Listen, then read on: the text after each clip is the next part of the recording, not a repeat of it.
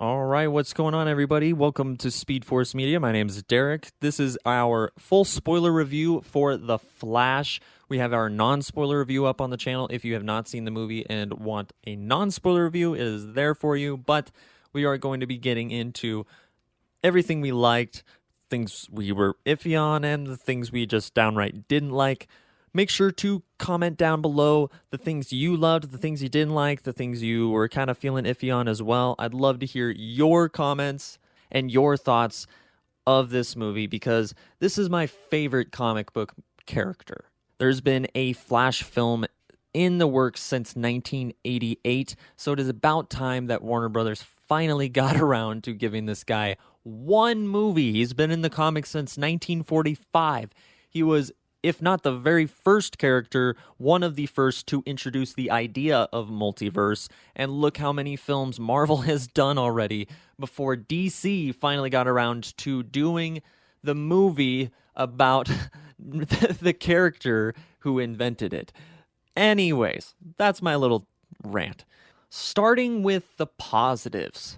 I'm not going to go into the score like from start to finish, but I did think this was a very solid score. No part of the movie did the music stand out in a bad way to me. There were a couple of soundtrack choices in the third act where Barry and Barry take off and they're fighting Kryptonians together and they're going way faster than they have gone before against the Kryptonians. And they decided to go with some hip hop and some rock songs.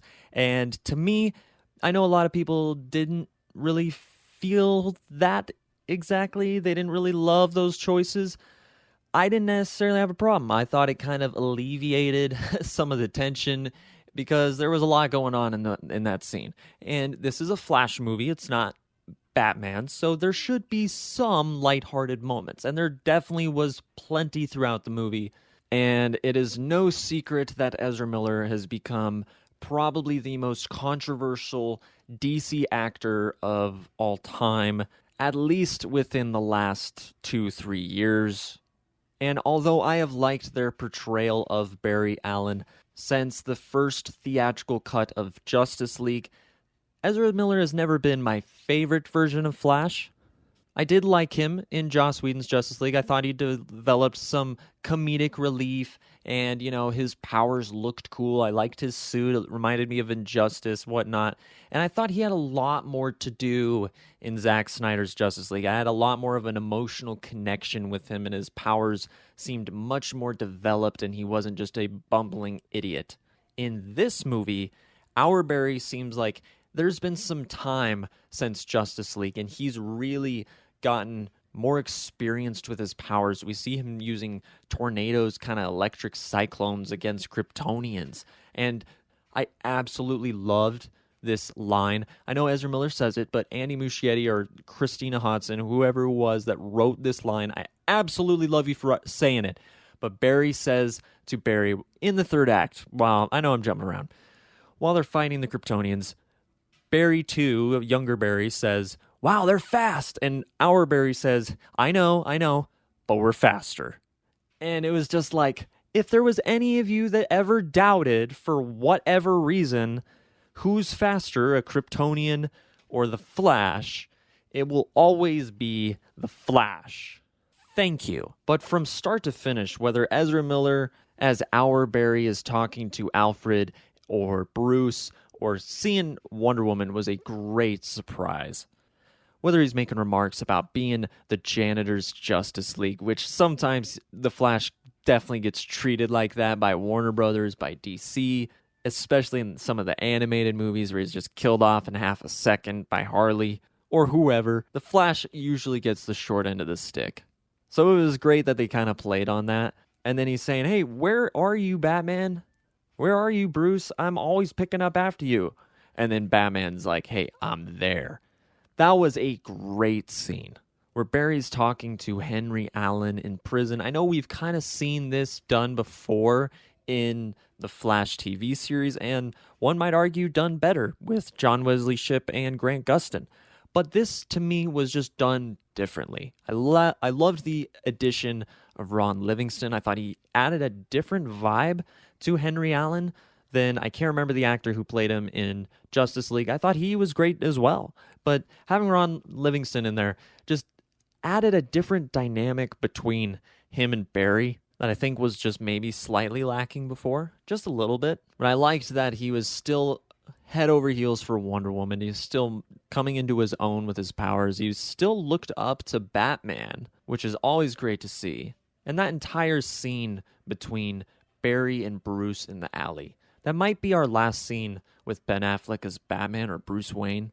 And the line he says, maybe next time, or I can't remember exactly the line, but Michael Keaton's Batman says it again later, and I thought that was a really nice touch. I wanted to make sure I mentioned that before I forget. But Barry looking up to this Bruce saying, if you go back, you could destroy it all. And Barry says, I don't care. He goes back, he changes everything, he puts the can of tomatoes in the grocery cart, and then he's pushed out of the Speed Force, the little bowl. But when he's pushed out of the Chrono Ball, he's attacked by the Dark Flash. And Dark Flash looked creepy.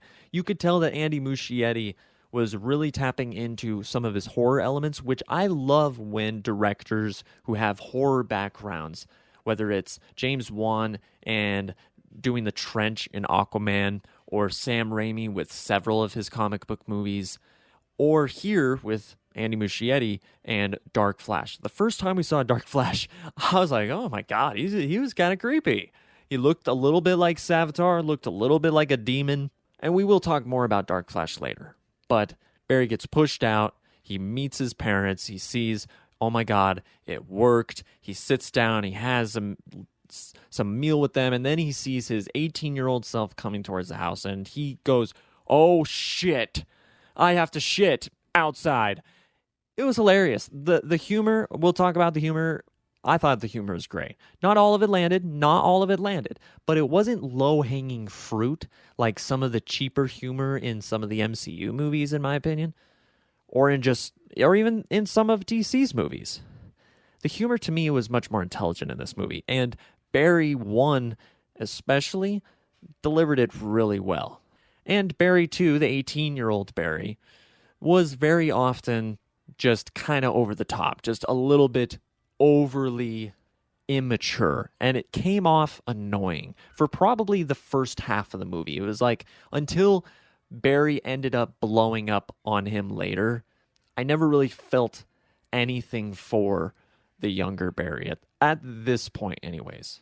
But they're talking, he tells Barry to everything and then sets up how Barry gets his powers in the crime lab, and voila, those lightning strikes. Our Barry loses his powers like in Flashpoint, and the younger Barry gets them. So he is running around like Bart Allen, like Impulse, just phasing through everything he possibly can, trying to learn everything as fast as he possibly can, doing everything he can, and it was pretty entertaining. And I mentioned in the non-spoiler review that the revolutionary quote-unquote technology that they wanted to introduce for this movie, the cloning effect that they have for Ezra Miller and the two versions of Barry Allen, I think they did a great job, but they didn't perfect it, or they didn't give it enough time or something. Because, and I know Andy Muschietti said, hey, there's a effect on some of the CGI. We want to give it a blurred vision appearance, like a underwater type vision appearance for Barry Allen, because he's moving so fast, so it's not going to look like everything like we see. It's part of the reason why he's wearing goggles, but that doesn't explain why when people are standing still and one of the Barry Allen's faces starts to shift, that is an issue. And I don't blame Andy Muschietti or Ezra Miller even for that. I just think you're trying to introduce a new technology in a movie you probably shouldn't have. A movie that has already too much CGI going on.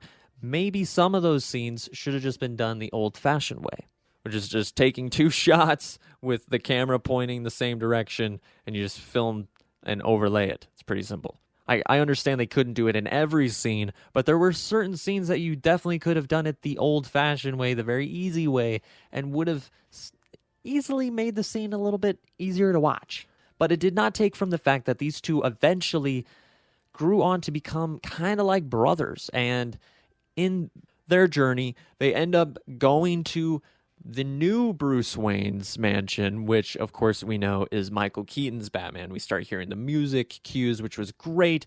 The Bruce Wayne's mansion, Wayne Manor, looked straight out of 1989. It was perfect. I will say, even though his fight scene was epic in his introduction, it wasn't exactly the way I thought they would introduce him. He does seem a little crazy. Like, yeah, hey, man, 30 years has gone by since the last time we saw him, so maybe a couple screws came loose.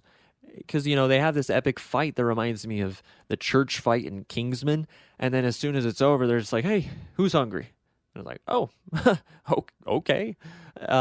But I will say, everything after that, I was just like, all right, we got Michael Keaton back. And although we've known this for years now, it's different when you see it in the theater and you have Tim Burton's Batman with Danny Elfman's Batman theme playing in the background in 2023. It just hits different. And I know not everybody grew up liking The Flash or liking this version of Batman, which we will talk more about.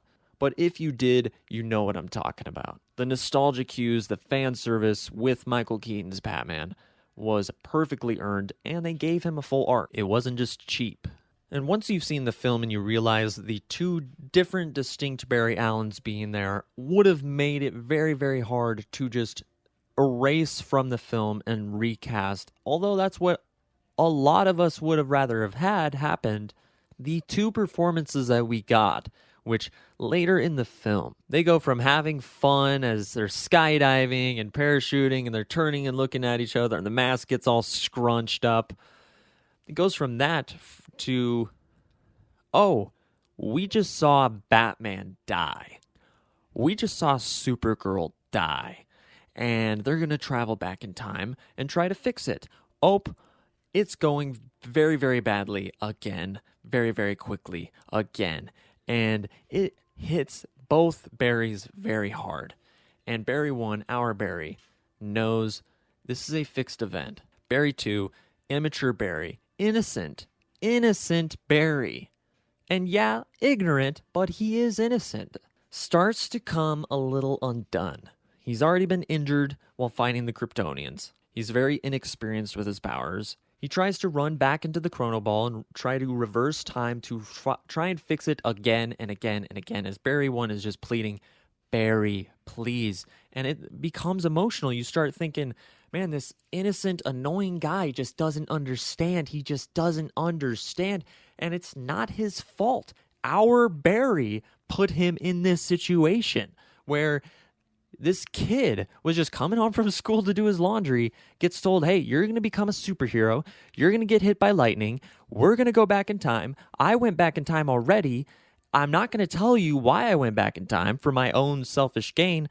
And now your entire world is going to be destroyed because of my own actions. If anyone's going to screw up the timeline, Barry Allen knows how to do it.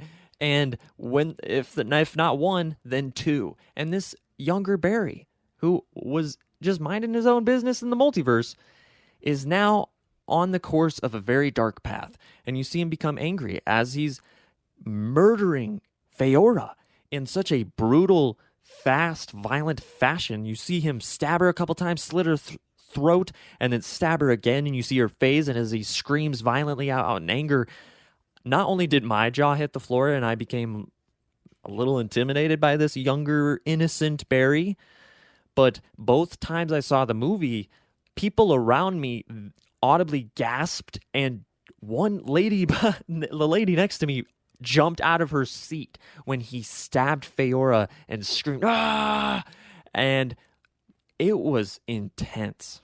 And as soon as it happens, you know, okay, this is not going to end well. I mean, the fact that we see Batman, our beloved Batman from our childhood, or at least my childhood, not only get reintroduced into this movie where he's come from a peaceful Gotham, where he has never had a Robin, at least there's no hints to Robin.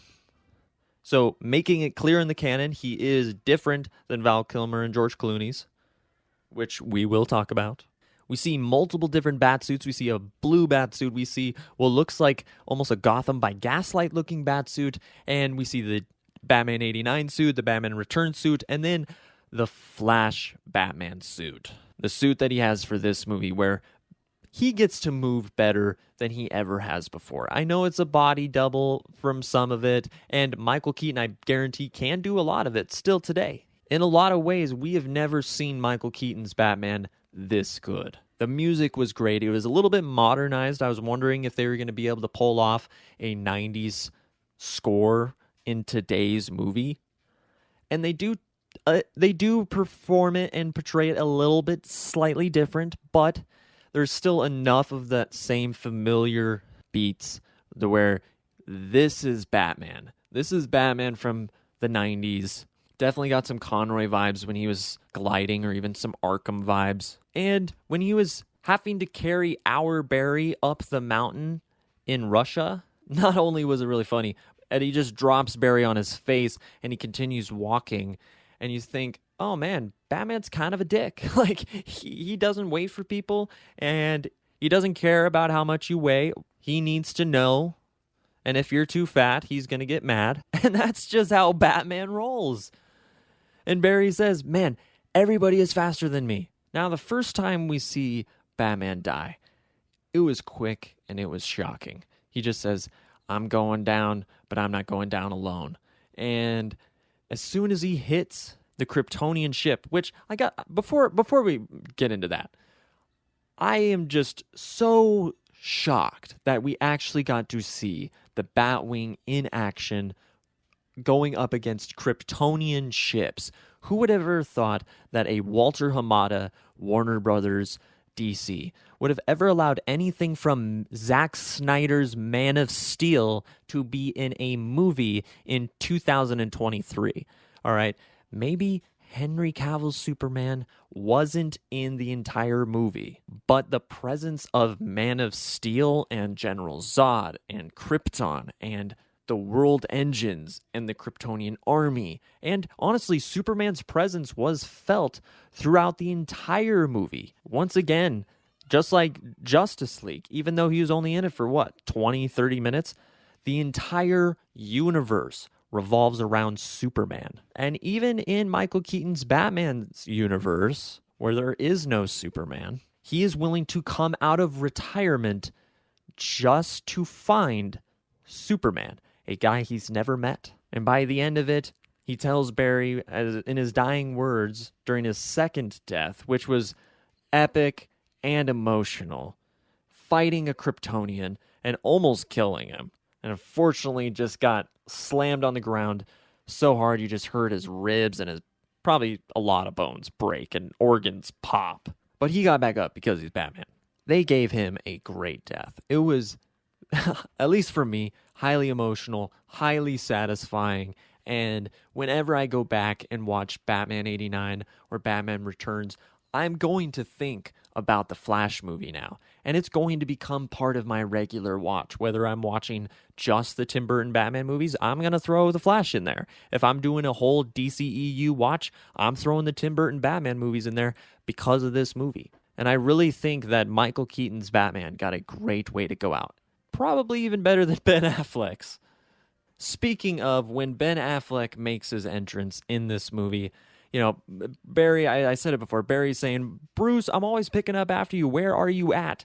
And the next shot is just the ignition of the bat cycle. And Batman takes off and he's doing the high-speed chase. And you see him gliding. You see him getting dragged. You see him riding his motorcycle, which gave me some Christopher Nolan kind of Dark Knight trilogy vibes, but also kind of some Arkham vibes. And also just his own flavor. Ben Affleck's Batman has always had his own flavor. And to me, it really solidified that he is still my favorite Batman. And that, man, there could have been so much more with this universe. Having Wonder Woman show up in there was a great touch of continuity. And there was multiple different touches of continuity. Having the Codex, having the Kryptonians, having General Zod's theme, having Ben Affleck's Batman and his version of Alfred. And then, of course, later when we see other cameos, they have other music cues for those characters, which we will talk about. But I thought Ben Affleck really got to perform some great amount of dialogue, great humor as well. Some entertaining action pieces where he's getting dragged through the streets and then finally into the car with some hand-to-hand combat up close and personal, giving me some Deadpool vibes. And I loved that new suit. It seems like every time we see his Batman, he gets an upgraded suit. It was like a darker emblem, still big like the Dark Knight Returns. I love it. The shorter ears, awesome for this particular take. I love his suit. But it was also blue and gray. And I don't see a lot of people really talking about it. Maybe they don't care. But for me, it was great to see that. I've never really cared to see a live action blue Batsuit until I saw it on that Batman. And of course, when Michael Keaton's Batman comes out of retirement with the Two Barrys' help, they go and break out Kal-El and find out it's not Kal-El. It's Kara Zor-El. And I hope I'm pronouncing her name right, but Sasha Calle was cast in the role, and nobody knew exactly what kind of Supergirl we were going to get until we saw the very first few pictures of her, kind of looking like an Injustice version of Supergirl, where it was Clark Kent's daughter. And we knew long before this movie came out that that's not what they were doing. That was just kind of the design they pulled from. But I thought the design in the film looked really good. I wasn't totally sold on it 100%. I liked the idea of it, but I thought the red up on the shoulder and the neck kind of going into a collar looked a little off. Like the colors, the two reds didn't look the same to me, and it kind of bothered me in the pictures. But in the movie, it looked complete. It looked like it flowed together effortlessly. It looked like a perfect kind of standing right next to Henry Cavill's Superman, they would have looked perfect together. And I thought, based off the trailers, that I was going to like this version of Supergirl. And I think a lot of people do, even though she wasn't given as much to do as Michael Keaton's Batman. And I was actually surprised by that. I was a little worried going into the film that there was going to be too many characters, that we weren't going to focus enough on Barry Allen. But really, there's not that many scenes without Barry Allen in it. And I thought they for sure would have really heavily promoted Supergirl, especially for the future and whatever their future plans are. We know James Gunn has a plan for Supergirl Woman of Tomorrow, which is probably a very different project than whatever planned project they had for Sasha Calle's Supergirl, or at least whatever plan Walter Hamada was going to do with that character. It's probably been thrown out the window. So who knows if we're ever going to see Sasha Calle again. I hope I'm pronouncing her name right, as Supergirl again.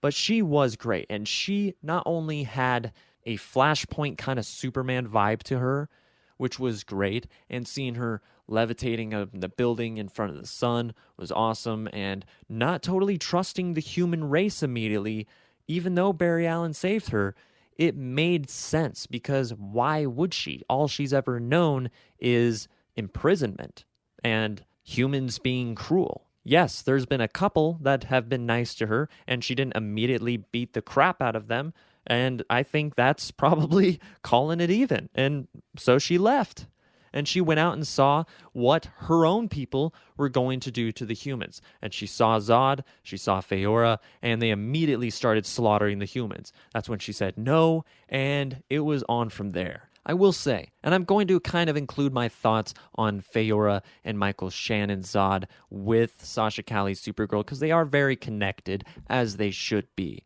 And I was a little sad we didn't get to see the Flash fight General Zod all that much, but giving the idea that Zod was able to capture the pod of Kal-El, baby Clark, and tried to extract the codex from his blood. If you don't know what the Codex is, it was introduced in Man of Steel. It has all of the Kryptonian genetic DNA and all of the possible different babies that could be born. Basically, it's like the Kryptonian race living in her DNA. They tried to extract it from Clark. It wasn't in there in this timeline. So they just end up killing baby Clark for no reason at all. Which at this point, Andy Muschietti, you threw 10 babies, newborns, out the window in the first 10 minutes of the movie. And then you even have one going into a microwave. And now we're killing them in their rockets just to get a genetic compound or genetic device. The library, a registry of citizens for the Kryptonians. Andy Muschietti, you got something with babies. And it hits hard, man. But giving her this kind of revenge level of emotional drive that she's not just fighting Zod because he's trying to destroy this planet that she's been a prisoner on. She's not just fighting Zod because she's defending herself, which at this point maybe death would be better than being a prisoner. No, she's fighting him because he is the last person to actually kill someone she loved, someone she knew, the last son of Krypton. They were supposed to arrive together, and if they had, there would have been a much different outcome for this timeline and for this universe. But Zod stopped that. He snuffed Kal-El out. And giving her that drive, seeing the line in the trailer, "What did you do?" You know, obviously it looked intense, it looked epic or whatever, but hearing it in the movie gives it an entirely different meaning. And although she wasn't in it a lot, I know I'm just raving about her now, but I was really impressed, and I really hope we can see her again. If she's not cast in Supergirl Woman of Tomorrow, I will be disappointed, although I'm not really expecting it either. We'll have to wait and see. But we see her not only once, but twice get killed by General Zod and Feora. She clearly has not been training with her powers since day one. And even though she's more adept with her powers than Zod and the Kryptonians, there is just too many of them for her to handle by her own. And she did, in fact, just get out of a red sun radiation prison, so she is kind of baked in red sun radiation. So she really didn't have a fair fight to begin with, but even her death I found to be emotional. So I hope that's not the last we see of her. She is at this point in her career, I'm not too familiar with her myself, but at this point in her career, she is kind of a no one, a nobody, if you will. So, and to me, that's kind of what they're looking for in their next Superman. And when Henry Cavill was cast as Superman, his biggest project was Immortals and The Tudors, which neither one was smash hits that everybody watched. I mean, The Tudors definitely, but Sasha Calle's in another situation where she could define the role of Supergirl for the next 10 years. And I think she'd be a great choice. I don't know if she could carry her own film, but at this point, I am dying to see more of her. And I know Michael Shannon didn't love being in this movie. He said it wasn't totally satisfying as an actor because he felt like these multiverse movies are just action figures saying, hey, this one's over here and this one's over here. And he was kind of just the problem that they had to fix, which they kind of didn't. He kind of won, which tied back to the first DCEU movie, Man of Steel. Another great DC movie. Having Michael Shannon in there provided great continuity between this film and the others, and having Zod in there provided some great action that this movie could have had the Rogues or other Flash villains in. And during this time, sure, it did feel kind of more like a DCEU film as opposed to a Flash film, but adding Michael Shannon, adding General Zod, you can't really go too wrong. Now, this is one I'm kind of interested to see what people think about. The Dark Flash. He was kind of not necessarily hyped from anybody from the studio or from the movie itself, but from the internet, because they were trying to hide the Dark Flash and the twist so hard that the internet just seemed to combat it naturally, as we want to know everything. But I'm curious to see if we see this innocent, ignorant, and slightly annoying Barry 2, 18-year-old Barry, go through time again and again and again, trying to save Kara, trying to save Michael Keaton's Batman, and failing again and again and again as our Barry is just getting emotionally weighed down from seeing himself make the same mistakes over and over and over and over. And that's when we see all of the cameos and then later the Dark Flash. We will talk about the cameos, but I want to stay on the Dark Flash and Barry 2's arc because it is kind of tragic. He goes through this time loop where he's just constantly going again and again and again, trying to save them. And we find out that Dark Flash is, yes, Barry 2, young Barry, from a future, or I guess if time is relative, then from the past or the present, I don't know. But Barry 2 tries to save our Barry, knocks off part of the mask, sees the scar, and that's when you see that this demonic-looking creature that we've seen a couple of times throughout the movie is just this innocent kid that kind of lost his life and was just been stuck in this loop for the last who knows how many years, to the point where he's driven crazy, to where time itself has just become lost somewhere in his brain. And he tries to kill our Barry. And after Barry 2 had accidentally took a swing at our Barry before, he was not going to let his bro down, and he took the hit.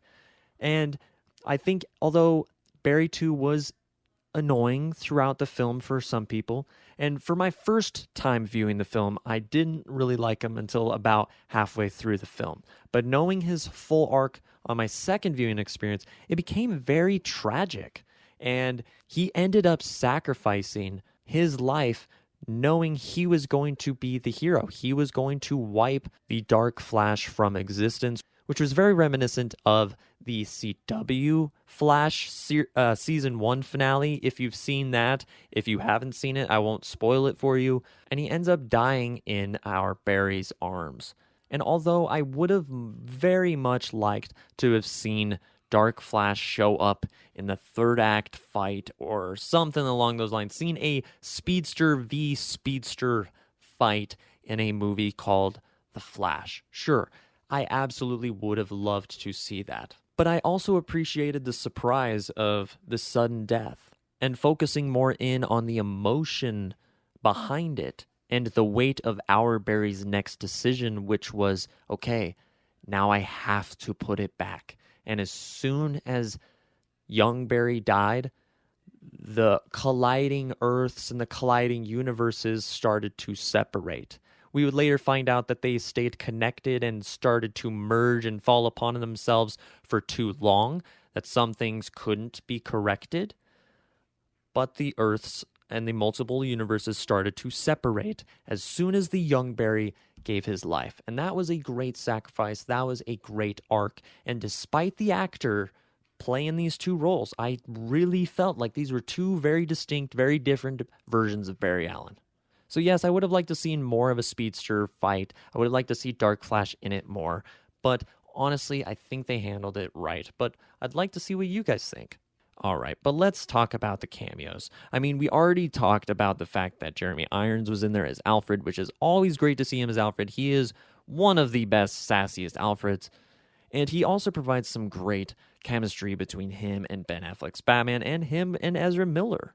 And then after Barry saves all of the animated babies, Gal Gadot shows up as Wonder Woman, and that was a very nice surprise. You see the lasso, and I think, no way. And then you hear the music, and it was a great touch. Followed up by a really comedic line between her, Barry, and Bruce, which her appearance was said to be cut from the final version of the movie, but she does show up in this movie, so very interesting. That's where the cameos stop for a little bit, and as the speedsters go through the Speed Force and go through the Chrono Ball, you automatically notice that, okay, all of these versions of characters, which we first saw the shirtless version of Henry Cavill's Superman, which was absolutely amazing to see them at least acknowledge Henry Cavill's Superman. We knew his scenes in the post-credits scenes were going to be cut, which we will talk about, but seeing him in there despite that was great. But towards the third act is when we get all of the different realities merging upon themselves, and that's where we see Adam West's Batman, George Reeves' classic Superman, surprisingly Teddy Sears as Jay Garrick Flash for George Reeves' Superman's universe. I made a video a couple months ago reporting this, and honestly, I feel bad reporting this because I thought it was false. I said take it with a grain of salt. That doesn't really make sense why Teddy Sears is Jay Garrick, because doesn't really totally make sense if you've seen season 2 of The Flash. I will try and not spoil it for you here as I did in that previous video, but it was still great to see that there is a version of Jay Garrick out there played by Teddy Sears, because I love Teddy Sears. Who doesn't love Teddy Sears? And if James Gunn was to hire him as Jay Garrick, before, when I would have said he was a little too young, but now I think he might be perfect age. And I know a lot of people would rather see Jay Garrick or Wally West return than, or debut, should I say, probably than see Ezra Miller's Barry Allen return. I'm just guessing. But it was great to see George Reeves' Superman in there as well. I haven't seen that show in quite some time, but if you haven't seen George Reeves as Superman, he is a great Superman. As well as Adam West, very, very small glimpse in there, but you hear even what sounded like Cesar Romero's Joker laughing. It could have been Mark Hamill, but I'm pretty sure it was Cesar Romero. It would make more sense to have Cesar Romero's Joker laughing than randomly having Mark Hamill's Joker laughing while showing Adam West Batman. And what will probably be the most talked about sequences was seeing the silhouette of Superman coming down. And immediately I thought, hey, is this Henry Cavill? It looks kind of like his hair silhouette. And he takes a step forward, and it's Christopher Reeve, alongside Helen Slater's Supergirl in archive footage as well as CGI. And then it shows Nicolas Cage's Superman from Superman Lives, the movie that never happened, directed by Tim Burton, which, after thinking about it, it does make kind of sense having this cameo in there, since you have Tim Burton's Batman in the movie so much. You might as well mention Tim Burton's Superman too as well. Although I will admit, having 3 different versions of Superman, you had one as Teddy Sears, Jay Garrick in there. Couldn't you have just thrown a repurposed footage of Grant Gustin as Flash, or John Wesley Shipp as one of his different versions of Flash, just for a quick second? I know they said they had to make decisions between TV and movies, and I guess having Teddy Sears in there as Jay Garrick is their way of tipping the hat to the movies, or to the TV side of things. But I think more fans would have been satisfied if you just had Grant Gustin in there, even with repurposed footage or CGI, than a Teddy Sears Jay Garrick. But I could be wrong. I'd love to see your thoughts. I love both, don't get me wrong. But I would have liked to have other Flashes in the Speed Force as opposed to these Superman cameos. I understand that they're from different universes, but I did like the design of Nicolas Cage's Superman. He did look pretty good, I would say, especially when they didn't have his face moving all that much. The heat vision looked good, the suit looked good, the spider looked good, his planet looked cool. I still don't know if I'd want to see a full movie of it. It still looks super weird, but maybe it's different enough that it'd be great. I do feel a little bad for Brandon Routh as Superman. I really would have liked to see him in there. I know not everybody loved him, but if you'd thrown him in the Christopher Reeve Superman suit and just had him pop up in there for a second instead of having the repurposed footage for Christopher Reeve, I think anybody who had a problem with Christopher Reeve being in there would probably have less of a problem with having Brandon Routh in there. I do think Brandon Routh was a great Superman as well. You can't go wrong either way. And at the end of the day, I didn't love having Christopher Reeve in there the first time I saw there, just because, it's a sore spot. The second time seeing it, though, I will say I liked it a little bit more. It still felt weird seeing him in CGI. The repurposed footage didn't bother me, but there was a CGI shot in there that kind of bugged me.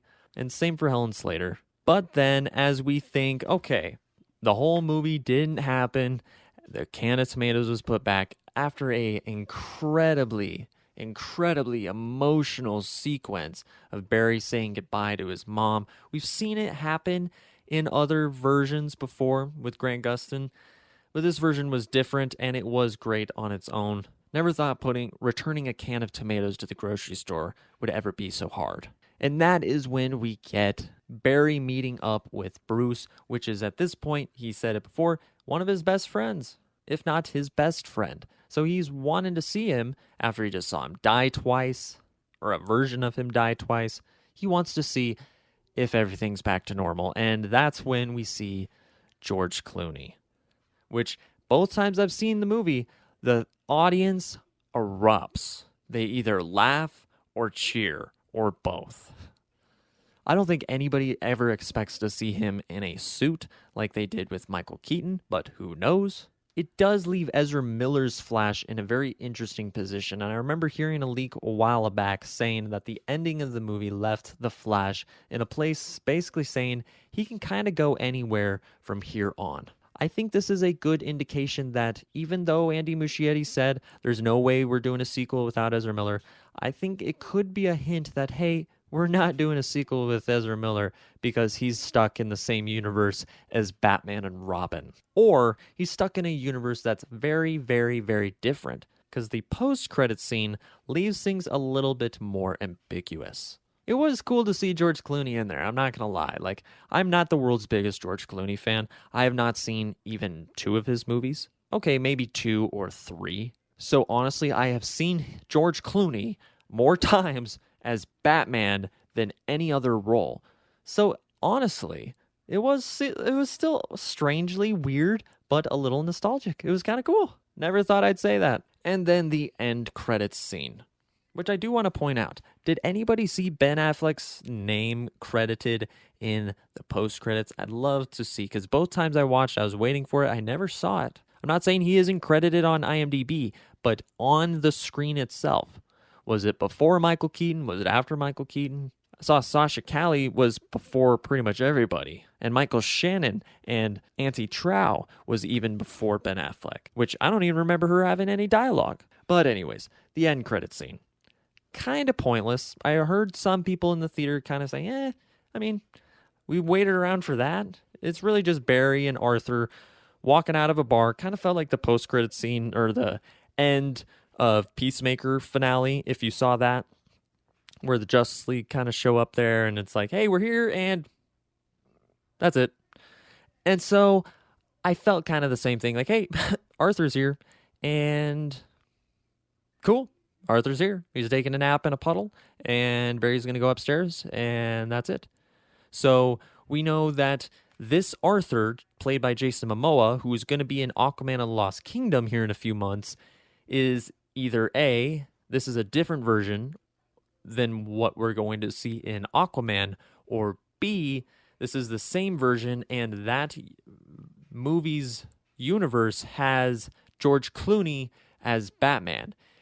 If you remember before, Aquaman and Lost Kingdom was reported to have Michael Keaton as Batman, and then he was cut out of the movie and was replaced by Ben Affleck, which then that was cut out of the movie. So I'm interested, is George Clooney now going to show up as Batman in Aquaman and Lost Kingdom? So at the end of the day, The Flash is a great emotional ride that delivers multiple different versions of Barry Allen that are very distinct and different from each other, have different arcs, they cross paths, and intersect into a non-avoidable intersection, I believe they said it was called in the multiverse. But I loved seeing the different versions of Batman. I loved Supergirl in this movie. Although we didn't get a whole lot of Zod, he was still great to have in there as a kind of a side villain. Dark Flash was cool. Would have liked to have him more, but I was okay with what they did. The visuals was either very great. The first time, kind of distracting, if I'm being honest. Second time viewing, not as bad, honestly. And I think this is a movie that each time I watch it is going to get better and better. There's some visuals that look stellar. There's some visuals that look like the CW. But if you are already a Flash fan, if you are already a DC fan, and you can get kind of away from or if you can put your disdain for some of the background drama going on, then I think you will really enjoy this movie or get some enjoyment out of it. So overall, I loved the cast, loved the music, loved the story. I thought the writing was brilliant and the humor was intelligent. It didn't make me feel like I needed to be dumb to get it. It wasn't low-hanging fruit. There was some issues with pacing in the first third or the first probably 15 minutes of the movie, and maybe it was just because of the visuals, and I think that honestly is the biggest problem. Also, having a main star who gives the film bad press for over a year with a studio that does nothing about it so far, it's not a good look. And I will say that both screenings I went to, neither theater was very packed. I don't know if this movie's going to make a lot of money. I hope it does, fingers crossed, because I'm a Flash fan. I want a sequel, and I don't want this character to get shelved because of one actor. This character deserves better than that, and deserves to be played by somebody else going forward. But that is just my opinion. Ezra Miller did deliver a great performance. I will give them that. It was absolutely amazing, but not so good that you couldn't find someone else. Unlike what Andy Muschietti said, I disagree. That was another cameo, just off the top of my head. Andy Muschietti eating the hot dog. Forgot to mention that earlier. I'm sure there's other cameos in there. If you saw any, comment them down below, or just your overall thoughts on the movie. Make sure to come back to the channel as I'm posting my DCEU ranking here in the next day or so. Thanks for watching, and until next time, make sure to subscribe. And until next time, have a great day.